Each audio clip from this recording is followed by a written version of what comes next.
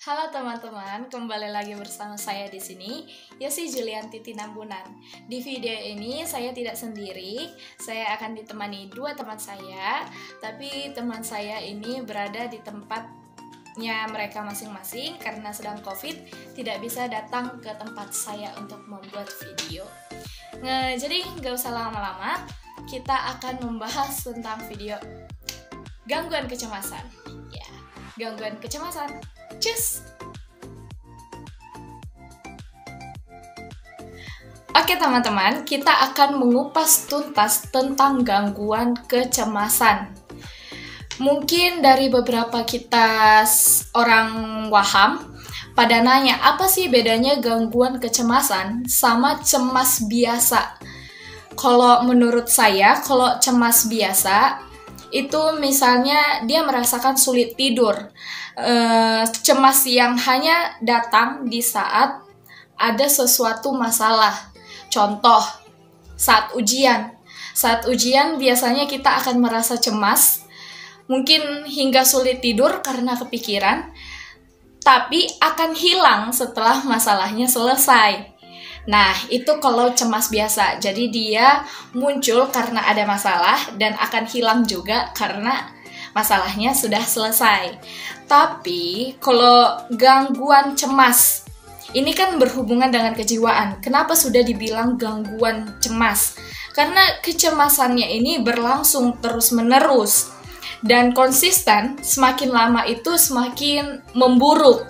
Sampai seseorang tersebut dia tidak mampu lagi melakukan aktivitasnya, tidak mampu lagi melakukan pekerjaannya, dan tidak mampu berfungsi dengan baik. Terjadi disabilitas atau disfungsi di dalam kehidupannya sehari-hari. Jadi dapat kita bedakan mana gangguan kecemasan, mana cemas biasa. Kalau cemas biasa akan muncul dan akan hilang setelah selesai. Sementara kalau gangguan cemas ini, dia terus-menerus terjadi dan bahkan terjadi tanpa ada sesuatu, tanpa ada hal apapun, dan sampai mengganggu aktivitasnya. Kalau udah sampai mengganggu aktivitas, dia sampai tidak berfungsi lagi dengan baik fisiknya, maka sudah disebut dengan gangguan. Jadi dapat dimengerti ya, mana bedanya gangguan cemas dan cemas biasa. Oke, kita lanjut ke tipe-tipe gangguan cemas. Tipe-tipe gangguan cemas menurut WHO dibagi menjadi 3 bagian. Yang pertama adalah Generalized Anxiety Disorder atau cemas menyeluruh. Dikatakan cemas menyeluruh, tunggu gimana? Harus gimana? Apa ciri-cirinya? Cemas menyeluruh dikatakan kalau sudah beberapa kali terjadi, sudah berulang-ulang hingga kurang lebih 6 bulan, maka sudah dikatakan cemas menyeluruh. Dan yang kedua adalah panic attack atau gangguan panik.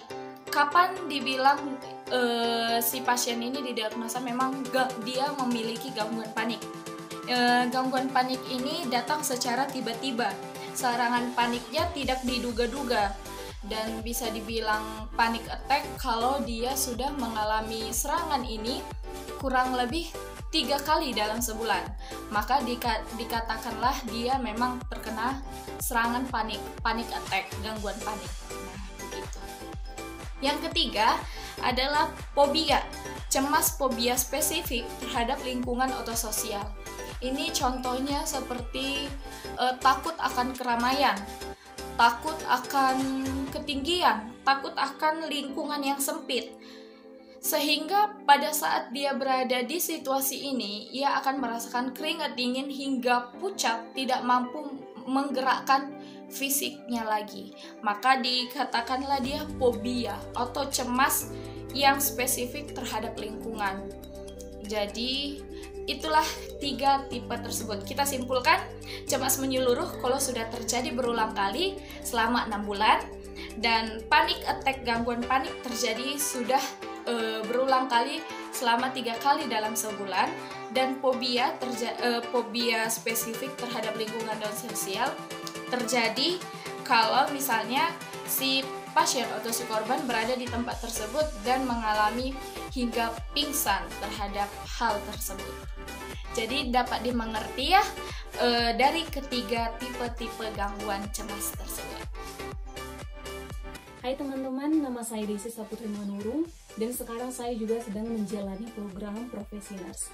Setelah mendengarkan penjelasan dari teman saya Yosi tadi, sekarang saya juga akan menjelaskan tanda, gejala, dan juga penyebab kenapa bisa kecemasan itu terjadi.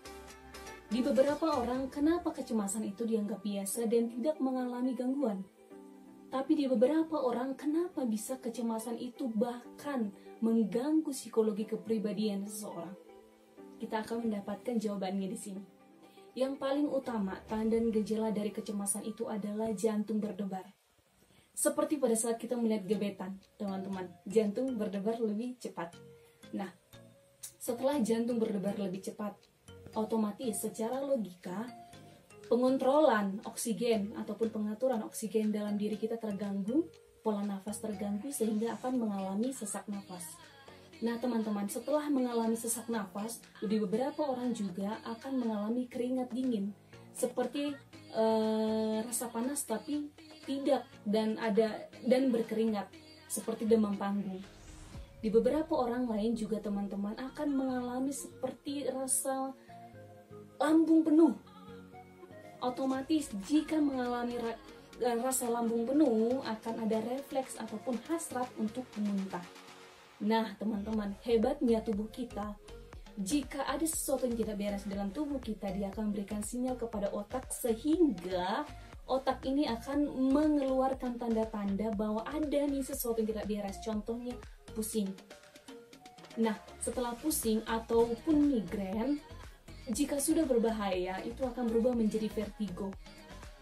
Nah setelah vertigo, jika seseorang mengalami vertigo, maka dia akan mengalami lemas yang luar biasa. Teman-teman, jika seseorang sudah mengalami lemas yang luar biasa, otomatis dia akan sangat-sangat sulit untuk berkonsentrasi. Gimana caranya berkonsentrasi jika sudah mengalami rasa pusing ataupun berkunang-kunang? Ya kan teman-teman? Nah setelah itu, jika dia sudah mengalami gangguan-gangguan yang saya sebut itu, maka emosi di dalam dirinya itu akan meningkat jauh lebih tinggi, dan jika itu sudah meningkat jauh lebih tinggi, itu akan mengganggu aktivitasnya. Jika sudah mengganggu aktivitas, dia akan melihat sekelilingnya itu menjadi suatu tanda bahaya, sehingga seseorang yang mengalami kecemasan yang berlebihan,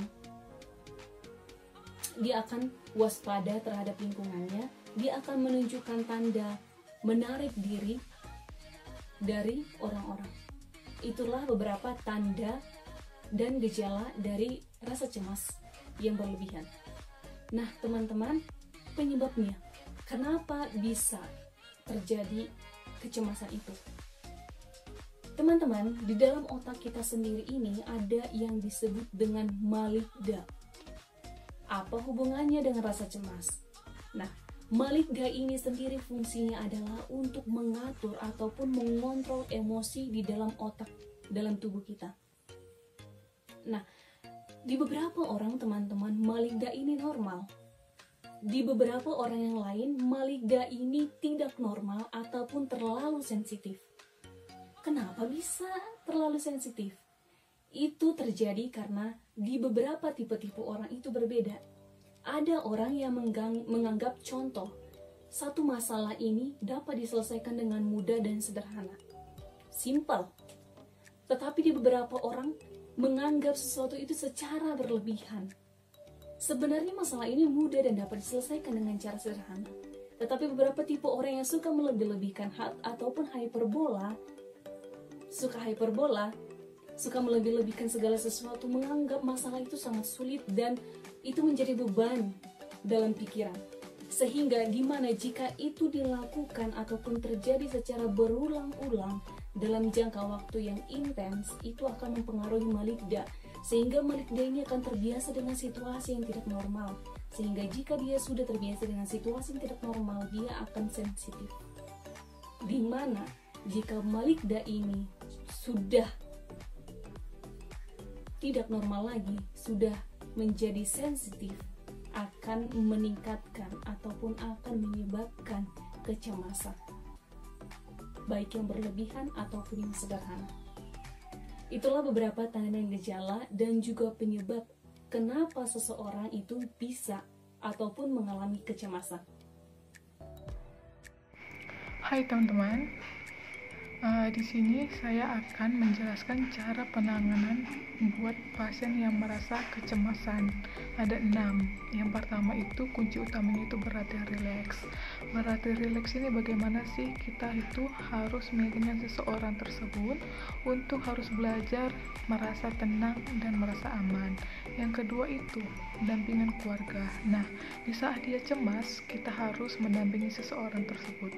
Nah, yang ketiga itu selalu meyakinkan hal tersebut yang ditakuti adalah aman. Nah, contohnya seseorang tersebut berada di keramaian atau ketinggian. Nah, dia cemas pada saat berada di keramaian tersebut.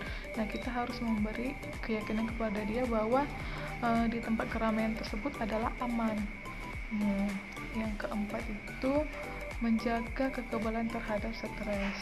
Contohnya seperti makan yang bergizi dan seimbang, tidur yang cukup, tidak merokok atau tidak minuman keras. Yang keempat, olahraga yang cukup. Nah, yang kelima ini, konseling psikoterapi. Nah, ini yaitu misalnya memberi motivasi tergantung kebutuhan individu seseorang tersebut. Contohnya dia meminta seperti motivasi, pendidikan, dan lain-lain. Nah, yang keenam itu ke ahli jiwa untuk yang pertama itu terapi psikofarmakologi. Nah, biasanya itu mereka akan diberikan obat anti cemas seperti golongan ansiolitik. Nah, yang kedua itu terapi somatik. Nah, apa sih terapi somatik itu? Nah, biasanya ini diberikan obat untuk menghilangkan keluhan pada tubuh tersebut. Oke, sekarang kita tutup dengan pembahasan tentang bagaimana kalau gangguan cemas tersebut kambuh. Apalagi nih, lagi saat corona, terlalu memikirkan, terlalu melebih-lebihkan tentang corona tersebut. Dan di sini saya menyimpulkan yang menurut saya, yang pertama adalah mute media sosial, tutup media sosial, silent kan, jangan terlalu melihat media sosial, terlalu memikirkan jadinya berita-berita dari media sosial tersebut. Yang kedua, hindari menonton berita yang berlebihan. Kenapa? Karena menonton berita berlebihan terlalu menangkap banyak informasi, jadi kita semakin cemas. Cukup saja kayak sekilas, misalnya 1-2 menit menonton berita, ya sudah begitu. Yang ketiga, lakukan kegiatan-kegiatan yang disenangi. Ya, seperti misalnya menonton film-film yang disukai, kayak drakor dan lain-lain. Jadi, untuk saat lagi corona gini, hindari segala media sosial, berhenti mendengar atau menduga-duga, memikirkan yang tidak-tidak, dibawa santai, dibawa enjoy. Mari kita berserah kepada Tuhan kapan corona akan selesai. Berserah saja. Oke guys, sampailah kita pada penghujung pembahasan kita. Semoga pembahasan ini dapat teman-teman mudah mengerti dan dapat menjadi ilmu tambahan teman-teman. Tapi kalau masih ada yang belum mengerti, boleh diulang-ulang kembali videonya. Tapi kalau malas, boleh di komen saja. Pasti saya dan teman-teman akan balas, biar nanti kita sama-sama saling mengerti dan video ini ada manfaatnya. Dan kita akhiri saja. Jangan lupa like, comment, dan subscribe. Kita akan bertemu di next video. Bye-bye!